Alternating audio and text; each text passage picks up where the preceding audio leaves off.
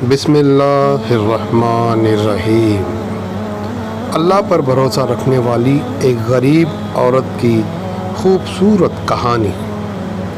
ایک عورت کہتی ہے کہ میرا آدمی کسی وجہ سے لمبے سمے کے لیے غائب ہو۔ اس وقت میں ایک کم عمر کی بچی کی ماں بھی تھی، جبکہ میرا بوڑھا باپ بھی میرے ساتھ ہی رہتا تھا۔ ہماری غربت و مفلسی بہت زیادہ تھی اور اکثر ہمارے گھر میں کھانے کو کچھ بھی نہیں ہوتا تھا۔ اگر ہم دن میں کچھ کھا لیتے تو رات میں ہمیں بھوکا ہی سونا پڑتا تھا۔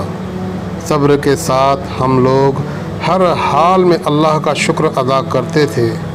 ایک رات تو بھوک اور پیاس نے ہمارا ایسا امتحان لیا کہ اس سے پہلے کبھی بھی نہیں لیا تھا۔ میری بیٹی کو بہت تیز بخار آ گیا تھا۔ بچی کا بخار اتنی تیز تھا کہ میں اور میرے والد اپنی بھوک پیاس بھول گئے۔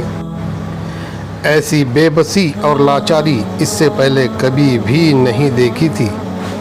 بے قراری جب حد سے زیادہ بڑھ گئی تو مجھے اللہ تعالیٰ کی وہ قول یاد آ گئی کہ بھلا کون بے قرار کی صدا قبول کرتا ہے جب وہ اس سے دعا کرتا ہے، تو کون اس کی دعا قبول کرتا ہے؟ جی ہاں، کون ہے جو بھوک، بیماری، دکھ، تکلیف، پریشانی، مصیبت کو دور کرتا ہے۔ یہ سب سوچ کر جب میں صبح کو اٹھی اور وضو کیا، پانی سے پٹی بھگا کر بچی کے سر پر رکھی، اللہ کے حضور نماز کے لیے کھڑی ہو گئی۔ 2 رکعت نماز پڑھنے کے بعد ہاتھ اٹھا کر بچی کے لیے دعا کی اور پھر اس کے ماتھے سے پٹی اتار کر دوبارہ پانی سے بھگا کر رکھی اور پھر نماز کے لیے کھڑی ہو گئی۔ نماز کے بعد ایک بار پھر بارگاہ الہی میں ہاتھ اٹھائے، دعا کے بعد پھر سے پانی کی پٹی بدلی اور دوبارہ نماز کے لیے کھڑی ہو گئی۔ یہ عمل میں نے کئی بار دہرایا۔ جب میں یہ سب بار بار دہرا رہی تھی، اس وقت کسی نے دروازہ کھٹکھٹایا۔ میرے والد اور میں حیران ہو گئے کہ بھلا اتنی رات کو کون آ سکتا ہے۔ میرے والد نے پوچھا کہ دروازے پر کون ہے؟ تو باہر سے جواب آیا، میں ڈاکٹر ہوں۔ یہ سن کر میں اور میرے والد ایک دوسرے کو حیران ہو کر دیکھ رہے تھے اور سوچ رہے تھے کہ بھلا اس کو کس نے بلا لیا۔ پھر میرے والد نے جا کر دروازہ کھولا۔ ڈاکٹر نے آتے ہی پوچھا کہ مریض کدھر ہے؟ ہم نے سادگی سے بچی کی طرف اشارہ کر دیا۔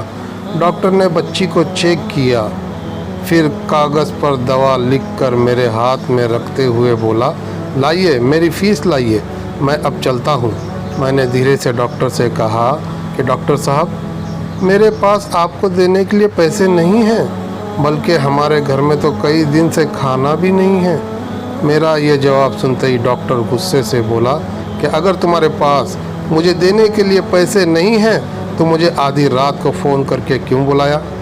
میری نیند کیوں خراب کی؟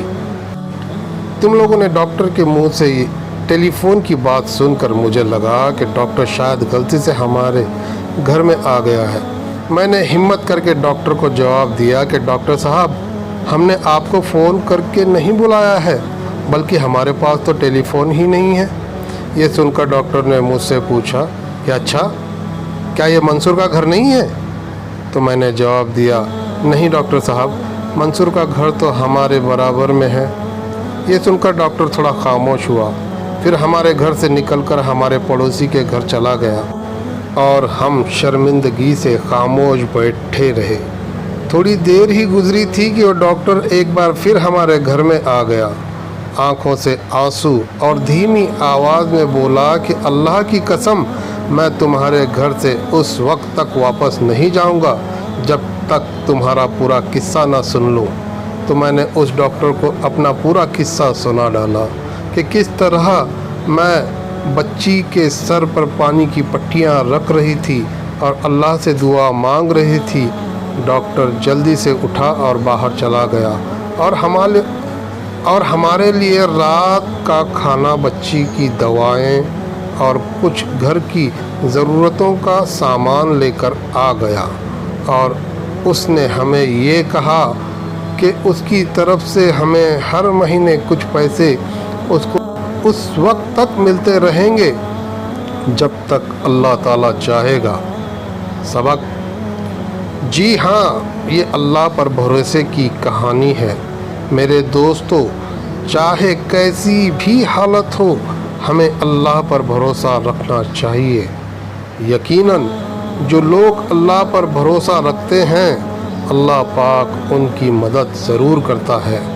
اللہ ہم سب کو سمجھنے اور ہر حال میں اللہ پر بھروسہ رکھنے کی توفیق عطا فرمائے۔